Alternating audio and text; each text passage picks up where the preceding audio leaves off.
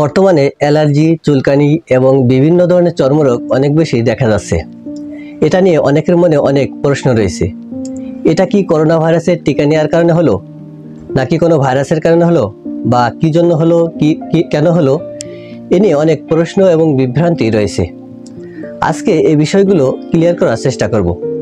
আপনাদের সাথে আছি আমি ডাক্তার নাজমুল। বিস্তারিত জানতে ভিডিওটির শেষ পর্যন্ত দেখতে থাকুন।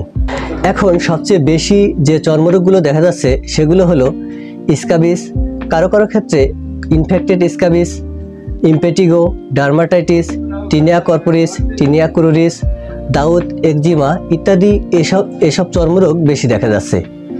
এতে অনেক বেশি চুলকানি থাকে এবং সহজে সারতে চায় না।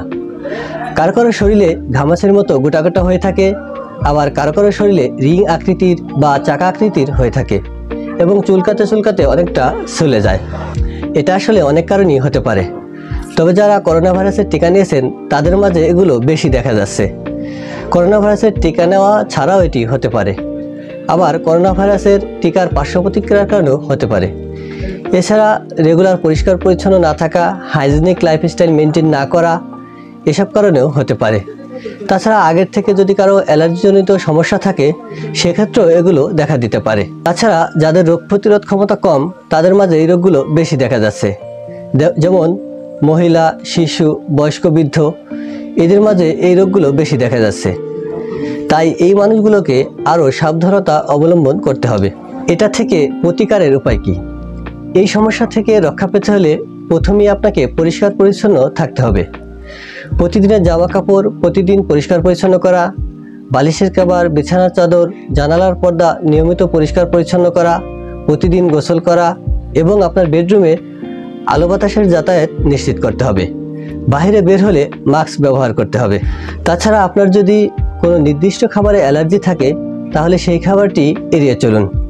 বাইরের খাবার, খোলামেলা পরিবেশে তৈরিকৃত খাবার অবশ্যই অ্যাভয়েড করতে হবে। পরিশেষে বলবো, এরপরও যদি আপনার সমস্যাটি ঠিক না হয় তাহলে অবশ্যই একজন চিকিৎসকের পরামর্শ নিন।